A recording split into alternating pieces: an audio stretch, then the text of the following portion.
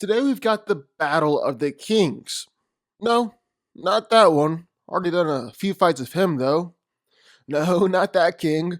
Although that'd be pretty cool. No, no. I'm the Lizard King. Yeah, there it is. There it is. It's King Kong versus King Ghidorah. So who's coming out on top here? Who wins? Let's find out.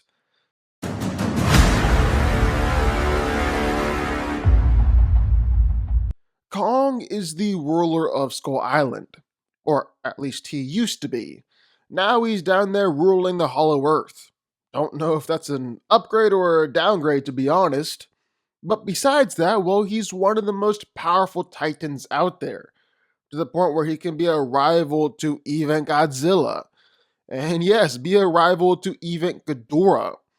So starting out in Skull Island, well, Kong was smacking helicopters out of the air, just busting them all up, treated them like gnats or little flies. He's able to destroy some little baby skull crawlers, and then he went up against the big one.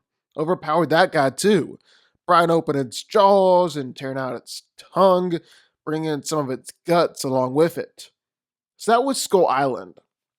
Honestly, doesn't really matter though. Probably didn't have to mention it if we're being honest. Because then Godzilla vs. Kong rolled around.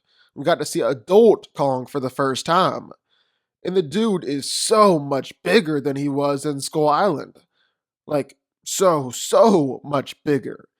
He's gonna pull over a big old ship, match up against Godzilla under the water, manhandle warbats. Then in his big fight against Godzilla, was able to stagger the big guy and knock him down.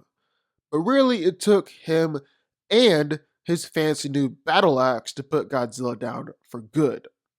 And when I say for good, I really mean a couple minutes max. Not really for good, for good. But then Kong wasn't done, because he went up against mechagodzilla too. Helped Godzilla overpower the big guy, and this time Kong and his axe managed to put the big guy down for good. And this time, well, I mean for good, for good. So yeah, Kong is plenty strong. However, can't really say the same about toughness. Because, well, he did do better in Godzilla vs. Kong than he did in Skull Island. He was getting sliced up by helicopters and annoyed by bullets in that movie. But Kong's durability really wasn't even all that impressive, even in Godzilla vs. Kong. Now, granted, he's able to take attacks from Godzilla and mechagodzilla, and he got back up and kept on fighting, but still, it's worth noting that just durability is his weakest point. Kong doesn't have any armor or scaly hide like Godzilla, or say someone like, I don't know, Ghidorah, and so he's not going to be able to take attacks as well as them. Makes up for it though with his strength and then with his speed. I mean, Kong's a giant ape. He's built for things like agility. He's surprisingly fast and agile, especially for something of his size. And then to top it all off, Kong's got these very long and very powerful arms. And he uses them not just to grab onto buildings, but also able to hold other monsters at bay, not let them get in too close to him, and then just beat them senseless. He's also real smart for a monster. Actually, smart enough and skilled enough to even use weapons in his fights. Like during the big old battle against the Skull Devil, he used a boulder to smash in the Skullcrawler's head, stripped a tree, transformed it into a giant, oversized baseball bat, and even started swinging around a rusty old boat propeller. It's pretty consistent for Kong to use makeshift weapons in a fight. And plus, now he's got his axe. And with that axe, well, Kong was able to injure both Godzilla and Mechagodzilla, even when it wasn't supercharged. So yeah, I definitely think it'll cause King Ghidorah some problems, at least. Speaking of Ghidorah, though, let's talk about him for a second. The big rival to Godzilla, Monster Zero, the demon from the skies. Something that's super cool and something that I thank God doesn't exist in real life. Because I'd probably honestly myself.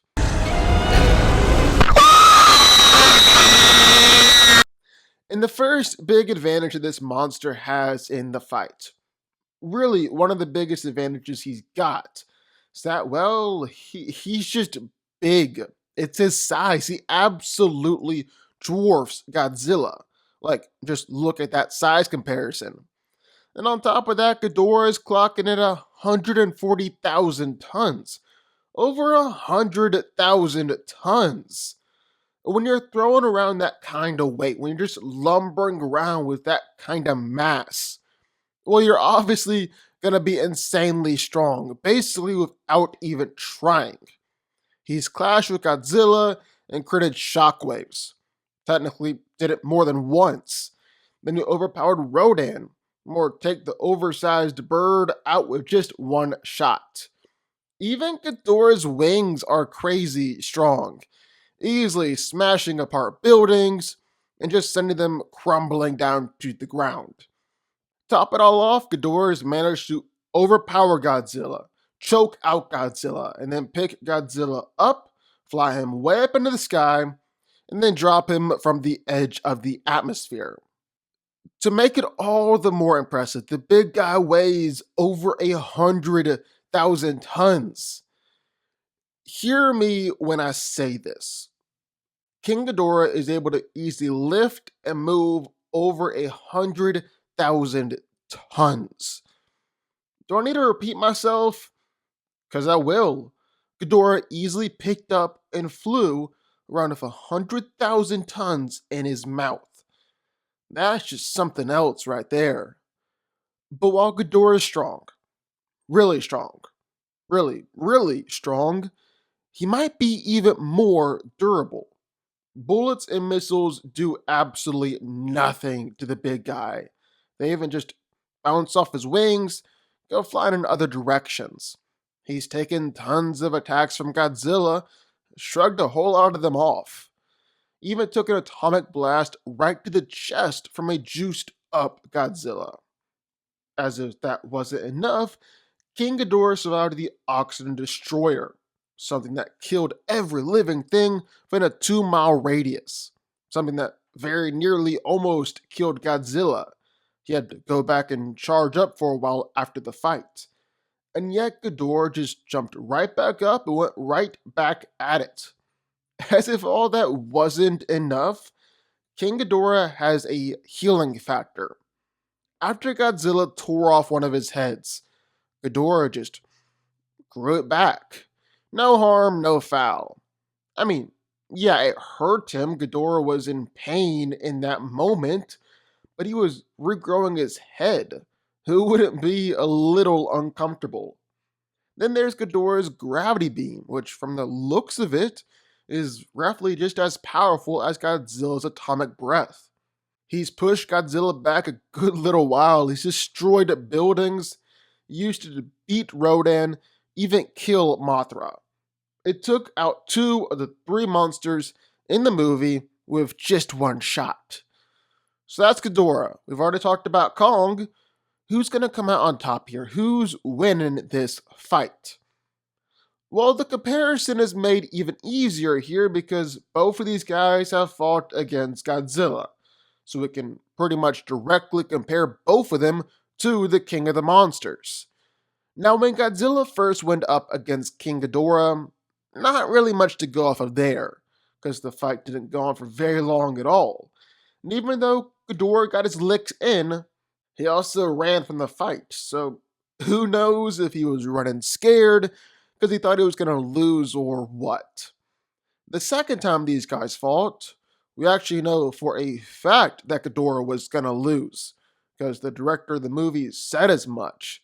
When they were fighting under the water, if the military hadn't intervened, Godzilla would have beaten King Ghidorah.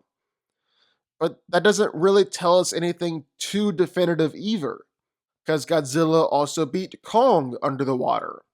I mean, under the water is where Godzilla lives. That's his home turf. He's gonna beat pretty much anybody down there. The last fights between the two are the ones I really want to focus in on. So Ghidorah went up against a Godzilla that was all juiced up after surviving that nuclear bomb.